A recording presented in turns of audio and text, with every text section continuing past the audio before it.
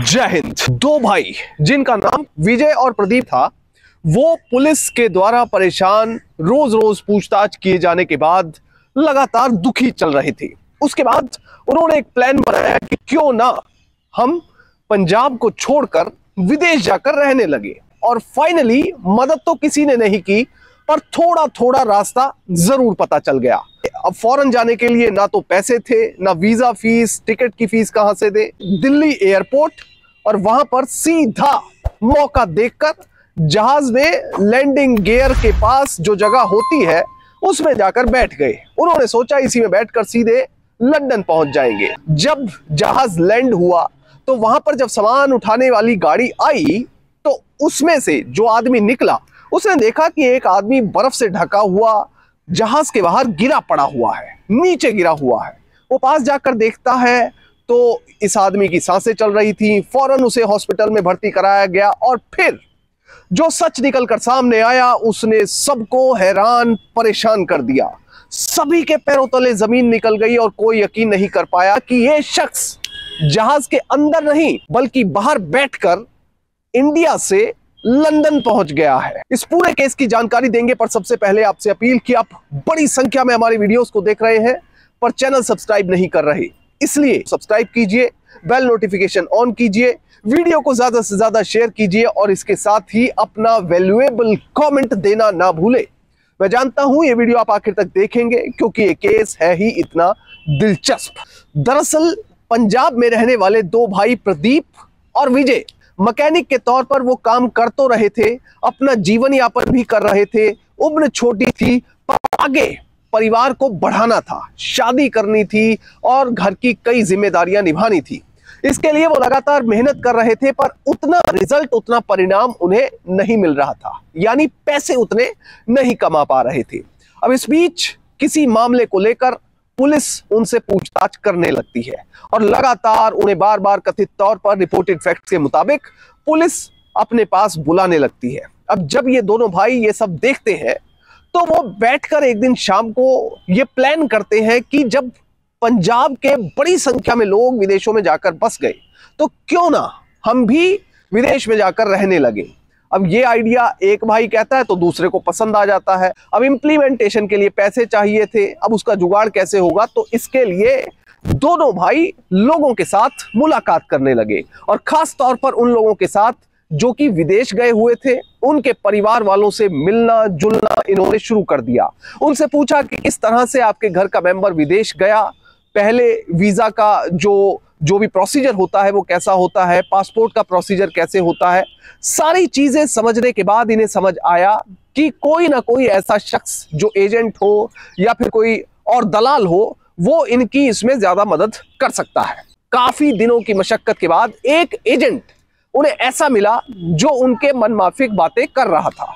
इस एजेंट ने कहा कि मैं तुम्हें लंदन पहुंचवा सकता हूं, थोड़े से पैसे लगेंगे और वो पैसे तुम मेरे पास जमा करवा दो। जब एडवांस में पैसे जमा हो गए तो उसके बाद अब ये दोनों भाई इंतजार करने लगे कि ना जाने किस दिन अब लंदन का बुलावा आ जाएगा। सामान भी पैक कर लिया।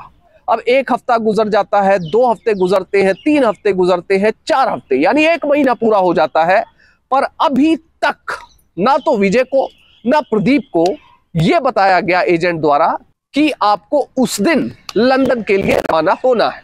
विजय और प्रदीप को समझ आ चुका था कि एजेंट इन्हें बेवकूफ बना रहा है, पर अभी तक जो जानकारी इन्होंने जुटाई थी वो इनके काफी काम आने वाली थी। और इसी जानकारी के साथ दोनों भाई थोड़ा सा सामान अपना लेते हैं और सीधा दिल्ली के लिए रवाना हो जाते हैं। अब ये दिल्ली पहुंचे और दिल्ली पहुंचकर सीधा एयरपोर्ट के अंदर दाखिल होने की कोशिश करने लगते हैं। अक्टूबर का महीना है और साल 1996 है। उस समय इतनी ज्यादा सिक्योरिटी भी एयरपोर्ट पर नहीं हुआ करती थी जितनी आज के दिन होती है।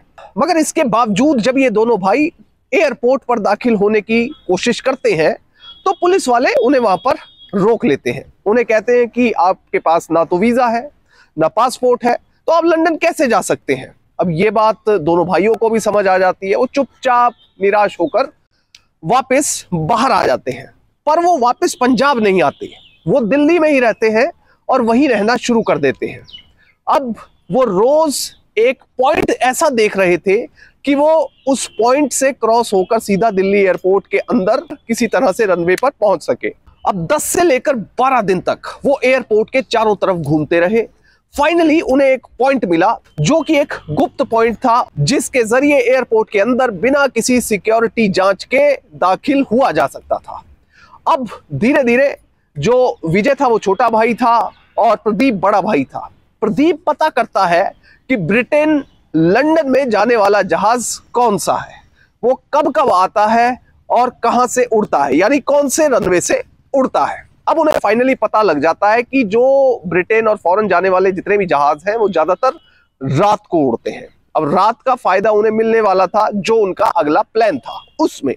अब फाइनली उनके प्लान के एग्जीक्यूशन वाला दिन आ चुका था। जहाज का पता किया गया जो लंदन के हीथ्रो एयरपोर्ट जाने वाला था, और जहाज रात को आना था और सारी सवारियां जितने भी यात्री थे, क्रू मेंबर्स थे, वो सभी जहाज में आना शुरू हो गए। अब इस बीच में ये दोनों एयरपोर्ट के अंदर रनवे पर दाखिल हो जाते हैं जहां पर जहाज खड़ा होता है। रनवे के पास जाते हैं, जहाज को चारों ओर से देखते हैं और इसी बीच चुपचाप जाकर लैंडिंग गियर पर बैठ जाते हैं। लैंडिंग गियर एक ऐसी चीज होती है जो बेसिकली जब जहाज लैंड होता है तो उस टाइम बाहर निकलते हैं, और जब जहाज हवा में उड़ने लगता है तो ये अंदर चले जाते हैं। और इसके अंदर नॉर्मली एक व्यक्ति के बैठने की जगह होती है। अब एक भाई एक टायर के लैंडिंग गियर पर जाकर बैठ गया और दूसरा भाई दूसरे लैंडिंग गियर पर जाकर बैठ जाता है। अब एयरपोर्ट पर अब तक इतना कुछ हो चुका है और किसी को कानो कान खबर नहीं है। अब धीरे धीरे समय आ चुका है फ्लाइट के टेक ऑफ करने का। अब फ्लाइट टेक ऑफ करने लगती है और सीधा जहाज हवा में उड़ने लगता है। पहले रनवे पर चलता है और फिर सीधा टेक ऑफ करके हवा में चला जाता है। अब कुछ देर तक दोनों भाई एक दूसरे से बातचीत करने की कोशिश करने लगे और एक दूसरे को इशारे से कह रहे थे कि भाई तुम ठीक हो, तो दूसरा भाई कहता है कि हाँ मैं ठीक हूं।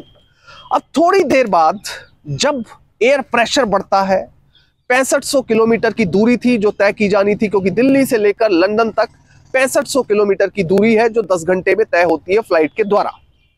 अब 40,000 फीट की ऊंचाई पर जहाज पहुंच चुका है और -60 डिग्री यानी -60 डिग्री टेम्परेचर है और 1000 किलोमीटर पर आवर की स्पीड पर जहाज उड़ रहा है। इंजन का शोर इतना है कि शायद किसी के कान ही फट जाए। अब ये सब कुछ चल रहा है तो दोनों भाइयों का एक दूसरे से ध्यान हट जाता है और उनका ध्यान सिर्फ इस पर रहता है कि किसी भी तरह से अपनी जान बचाई जाए और 10 घंटे जहाज में जहां भी हम छिपे हुए हैं वहां पर सरवाइव किया जाए। और फाइनली 10 घंटे का सफर पूरा हो जाता है और जहाज लैंड कर जाता है लंदन के हीथ्रो एयरपोर्ट पर। अब जहाज लैंड हुआ तो जो सामान होता है यात्रियों का, उसे उठाने के लिए एक गाड़ी और उसमें 2 लोग रनवे पर पहुंच जाते हैं। अब एक व्यक्ति उस गाड़ी से निकलता है, वो देखता है कि कोई चीज पड़ी हुई है बर्फ से ढकी जहाज के नीचे टायर के पास। अब वो उस चीज को देखता है तो पास जाकर पता लगता है कि ये तो कोई आदमी है और इसकी सांसें चल रही हैं। फौरन एयरपोर्ट के स्टाफ को अलर्ट किया जाता है और इस व्यक्ति को हीथ्रो के एक अस्पताल में लेकर जाया जाता है।